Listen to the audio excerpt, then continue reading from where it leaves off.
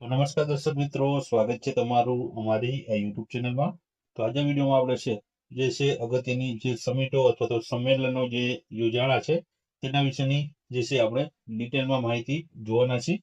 તો આ વિડીયોમાં શરૂઆતથી અંત સુધી બન્યા રહેજો અને વિડીયો પસંદ આવે તો વિડીયોને લાઈક કરજો અને વિડીયોને તમારા મિત્ર વર્તુળમાં અવશ્ય શેર કરજો. તો ચાલો આપણે વિડીયોની શરૂઆત કરીએ. તો પહેલો પ્રશ્ન છે કે બ્રિક્સ સમિટ 2025 નું આયોજન કયા દેશમાં કરવામાં આવ્યું હતું? ઓપ્શન આપેલા છે અમેરિકા, જાપાન, ભારત કે બ્રાઝિલ દેશમાં. તો આમાં જવાબ આવશે મિત્રો, તે આવશે ઓપ્શન ડી આવશે. બ્રાઝિલ દેશમાં બ્રિક્સ સમિટ 2025 નું આયોજન કરવામાં આવ્યું હતું. ત્યારબાદ તેના વિશે આપણે વધારે માહિતી જોઈએ તો આયોજન કરનાર દેશની વાત કરીએ તો રિયો ડી જેનેરો જે છે બ્રાઝિલ દેશમાં છે, આનું આયોજન કરવામાં આવ્યું હતું. 2025 ની આવૃત્તિ પૂછવામાં આવે તો 17મા નંબરની આવૃત્તિ હતો, તો સંસ્કરણ રહેલું હતું. સ્થાપનાની વાત કરીએ તો બ્રિક્સ દેશની સ્થાપના 2006 માં આ બ્રિક્સ સંમેલનની સ્થાપના થઈ હતી. મુખ્ય મથક પૂછવામાં આવે તો શાંઘાઈ ચીન ખાતે આનું મુખ્ય મથક આવેલું છે. પહેલું બ્રિક્સ સમિટ પૂછવામાં આવે તો વર્ષ 2009માં બ્રિક્સ સમિટ 2009માં યોજાણું હતું. આ ઉપરાંત બ્રિક્સ સમિટ 2026 ની વાત કરીએ જે આગામી સમયમાં યોજાવાનું છે તો બ્રિક્સ સમિટ 2026 ભારત દેશમાં યોજાશે. હાલમાં મિત્રો આ સંમેલનમાં કેટલા દેશો છે? તો હાલ સભ્ય દેશોની સંખ્યા છે 10 જેટલા દેશો આ દેશે બ્રિક્સમાં રહેલા છે. ત્યારબાદ આગળ વાત કરીએ તો આગળનો પ્રશ્ન છે કે G7 સમિટ 2025 પરિષદ તે ક્યાં આયોજિત કરવામાં આવી હતી?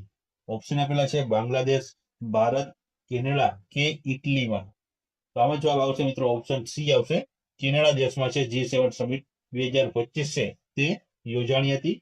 તેના વિશે આપણે વધારે માહિતી જોઈએ તો આ ઇવેન્ટ એટલે આનું આયોજન કેનેડાના આલ્બર્ટા પ્રાંતમાં 15 થી 17 જૂન દરમિયાન આનું આયોજન કરવામાં આવ્યું હતું. આવૃત્તિની વાત કરીએ તો 51મા નંબરની આ આવૃત્તિ રહેલી હતી. અધ્યક્ષતાની વાત કરીએ તો માર્ક કાર્ને જે કેનેડાના વડાપ્રધાન તેમણે આની અધ્યક્ષતા કરી હતી. ભારત તરફથી વાત કરીએ તો ભારત તરફથી પ્રધાનમંત્રી નરેન્દ્રભાઈ મોદી તેમણે ભાગ લીધો હતો. અને G7 સમિટ 2024 ની વાત કરીએ તો 2024માં ઇટાલીમાં આ યોજાણી હતી. ત્યારબાદ આગળનો પ્રશ્ન છે કે મે 2025માં 46મી આસિયાન સમિટ 2025 ક્યાં યોજાઈ હતી? ઓપ્શન આપેલા છે હનોઈ વિયેતનામમાં, જકાર્તા ઇન્ડોનેશિયા, કુઆલાલંપુર મલેશિયા કે મનીલા ફિલિપાઇન્સ. તો આમાં જવાબ આવશે મિત્રો ઓપ્શન સી કુઆલાલુમ્પુર મલેશિયા ખાતે જે 26મી આસિયાન સમિટ 2025 યોજાણી હતી. હવે તેના વિશે આપણે વધારે માહિતી જોઈએ તો સ્થળની વાત કરીએ તો કુઆલાલંપુર મલેશિયા ખાતે 26-27 મે 2025 દરમિયાન આનું આયોજન થયું હતું. 2024 ની વાત કરીએ તો તે લાઓસ વિયેન્ટિયનમાં આનું આયોજન થયું હતું. થીમની વાત કરીએ આ વખતે તો સમાવેશિતા અને ટકાઉપણું આ વખતેની થીમ રાખવામાં આવેલી હતી. અને association of south East Asian nation મિત્રો તે આ આસિયાન સમિટનું ફૂલ ફોર્મ છે. સ્થાપનાની વાત કરીએ તો 8 ઓગસ્ટ 1967માં બેંકોક ઘોષણાપત્રમાંથી આની સ્થાપના કરવામાં આવી હતી. સભ્ય દેશની વાત કરીએ તો 11 જેટલા દેશ હાલમાં સભ્ય દેશ છે અને 11મું દેશ તે તિમોર લેસ્ટે દેશ તે આમાં જોડાણું હતું. મુખ્ય મથકની વાત કરીએ તો આસિયાનનું મુખ્ય મથક જકાર્તા ઇન્ડોનેશિયા ખાતે આનું મુખ્ય મથક આવેલું છે. ત્યારબાદ આગળનો પ્રશ્ન છે કે નાટો સમિટ 2025 નું આયોજન ક્યાં કરવામાં આવી રહ્યું છે? ઓપ્શન આપેલા છે વોશિંગ્ટન ડીસી યુએસએમાં, બ્રુસેલ્સ બેલ્જિયમમાં, હેગ નેધરલેન્ડમાં કે વિલિનિયસ લિથુઆનિયામાં. તો આમાં જવાબ આવશે મિત્રો તે આવશે ઓપ્શન સી હેગ નેધરલેન્ડ ખાતે નાટો સમિટ 2025 નું આયોજન કરવામાં આવ્યું છે. ત્યારબાદ તેના વિશે આપણે વધારે માહિતી જોઈએ તો નાટોનું ફૂલ ફોર્મ થાય છે નોર્થ એટલાન્ટિક ટ્રેટરી ઓર્ગેનાઇઝેશન તેનું ફૂલ ફોર્મ થાય છે, જેને ગુજરાતીમાં ઉત્તર એટલાન્ટિક સંધિ સંસ્થા તરીકે પણ ગુજરાતીમાં ઓળખવામાં આવે છે. સ્થાપનાની વાત કરીએ તો 4 એપ્રિલ 1949માં તેની સ્થાપના થઈ હતી. મુખ્ય મથકની વાત કરીએ તો બ્રુસેલ્સ બેલ્જિયમ ખાતે તેનું મુખ્ય મથક આવેલું છે. જનરલ સેક્રેટરીની વાત કરીએ તો માર્ક રૂટ હાલમાં જનરલ સેક્રેટરી રહેલા છે. અને સભ્ય દેશોની વાત કરીએ તો હાલ 32 જેટલા સભ્ય દેશો રહેલા છે. અને છેલ્લે નવું જે દેશ જોડાણો હતો તે સ્વીડન દેશ તે જોડાણો હતો. ત્યારબાદ આગળ વાત કરીએ આપણે તો આગળ પ્રશ્ન છે કે એપ્રિલ 2025માં છઠ્ઠી બીમસ્ટેક સમિટ તે ક્યાં યોજાઈ હતી? ઓપ્શન આપેલા છે નવી દિલ્હી ભારત, ઢાકા બાંગ્લાદેશ, બેંકોક થાઈલેન્ડ કે કોલંબો શ્રીલંકામાં. તો જવાબ આવશે ઓપ્શન સી, બેંકોક થાઈલેન્ડ ખાતે છે બિમસ્ટેક સમિટ 2025 છે તે યોજાઈ હતી. હવે તેના વિશે આપણે વધારે માહિતી જોઈએ તો છઠ્ઠી બિમસ્ટેક સમિટ વિશે, તો તેની બિમસ્ટેકની સ્થાપના મિત્રો છે 6 જૂન 1997 માં આની સ્થાપના થઈ હતી. મુખ્યાલય છે ઢાકા બાંગ્લાદેશ ખાતે છે આનું મુખ્યાલય આવેલું છે. 2025 ની થીમની વાત કરીએ તો સમૃદ્ધિ, સ્થિતિસ્થાપક અને ખુલ્લું બિમસ્ટેક મિત્રો છે આની થીમ રાખવામાં આવેલી હતી. સભ્યોની વાત કરીએ તો 7 દેશના સભ્ય દેશો છે, તેમાં બાંગ્લાદેશ, ભૂતાન, ભારત, મ્યાનમાર, નેપાળ, શ્રીલંકા અને થાઈલેન્ડ દેશનો છે આમાં જે છે સમાવેશ થાય છે. ત્યારબાદ આગળનો પ્રશ્ન જોઈએ તો 25મું જે છે શાંઘાઈ જે છે સમિટ 2025 છે તે ક્યાં યોજાઈ હતી? તો ઓપ્શન આપેલા છે નવી દિલ્હી, દિલ્હી ખાતે, વોશિંગ્ટન ડીસી અમેરિકા, તિયાનજિન ચીન કે મોસ્કો રશિયા ખાતે. તો આમાં જવાબ આવશે તિયાનજિન ચીન ખાતે છે ત્યાં શાંઘાઈ કોઓપરેશનની જે છે સમિટ 2025 ની યોજાણી હતી. હવે તેના વિશે આપણે વાત કરીએ તો આની જે છે આયોજન છે તિયાનજિન ચીન ખાતે થયું હતું. 31 ઓગસ્ટ થી 1 સપ્ટેમ્બર 2025 દરમિયાન આનું આયોજન કરવામાં આવ્યું હતું. આવૃત્તિની વાત કરવામાં આવે તો 25મા નંબરની આવૃત્તિનું આયોજન છે કરવામાં આવ્યું હતું. હવે મિત્રો આ SCO અથવા તો શાંઘાઈ કોઓપરેશન ઓર્ગેનાઇઝેશન છે તેનું ફૂલ ફોર્મ થશે SCO નું, અને સ્થાપનાની વાત કરીએ 2001માં આની સ્થાપના થઈ હતી. મુખ્ય મથક મિત્રો આનું બેઇજિંગ ચીન ખાતે આનું મુખ્ય મથક આવેલું છે. હાલમાં મિત્રો છે આ શાંઘાઈ કોઓપરેશન જે ઓર્ગેનાઇઝેશન છે તેના કાયમી સભ્યો 9 જેટલા દેશો છે, જેમાં ચીન, Russia, Tajikistan, Kazakhstan, Uzbekistan, Kyrgyzstan, Bharat, Pakistan અને ઈરાનનો છે આમાં આ સભ્ય દેશોમાં છે સમાવેશ થાય છે. ત્યારબાદ આગળનો પ્રશ્ન જોઈએ તો ગુજરાતમાં પ્રથમ બિમસ્ટેક યુવા સમિટ 2025 નું ઉદ્ઘાટન કોણે કર્યું હતું? ઓપ્શન આપેલા છે કિરણ રિજ્જુ, હરદીપસિંહ પુરી, મનસુખ માંડવિયા કે જગત પ્રસાદ નડ્ડાએ. તો જવાબ આવશે મિત્રો આમાં ઓપ્શન સી આવશે, મનસુખ માંડવિયા છે તેમણે આ બિમસ્ટેક યુવા સમિટ 2025 નું ગુજરાતમાં પ્રથમ વખત છે ઉદ્ઘાટન કર્યું હતું. હવે તેના વિશે વધારે માહિતી આપણે જોઈએ તો આયોજન છે મિત્રો ગાંધીનગર સુરત ખાતે છે આનું આયોજન છે કરવામાં આવ્યું હતું. 7 થી લઈને 11 ફેબ્રુઆરી 2025 દરમિયાન છે આનું આયોજન કરવામાં આવ્યું હતું. ઉદ્ઘાટન છે મિત્રો મનસુખ માંડવિયા દ્વારા છે આનું ઉદ્ઘાટન કરવામાં આવ્યું હતું. શ્રમ અને રોજગાર મંત્રી અને યુવા બાબતો અને રમતગમત મંત્રી તેઓ રહેલા છે. ઉદ્દેશ્ય મિત્રો છે સમગ્ર ક્ષેત્રમાં યુવા સહયોગને મજબૂત બનાવવાનો છે અને બિમસ્ટેક સભ્ય દેશો વચ્ચે યુવા આગેવાનોની હેઠળની પહેલના આદાન પ્રદાનની સરળ બનાવવાનો મુખ્ય ઉદ્દેશ્ય આનો રાખવામાં આવેલો હતો. ત્યારબાદ આગળ વાત કરીએ તો AI એક્શન સમિટ 2025 કયા દેશમાં યોજાઈ હતી? ઓપ્શન છે અમેરિકા, ફ્રાન્સ, રશિયા કે ચીનમાં.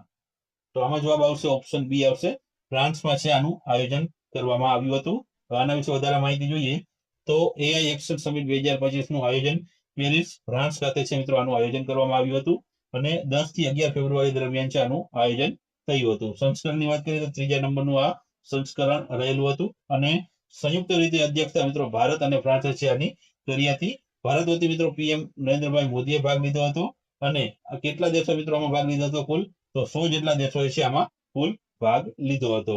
ત્યારબાદ આગળનો પ્રશ્ન જોઈએ તો રાયસીના ડાયલોગ શું છે જેની 10મી આવૃત્તિનું ઉદ્ઘાટન માર્ચ 2025માં વડાપ્રધાન નરેન્દ્રભાઈ મોદી દ્વારા કરવામાં આવ્યું હતું?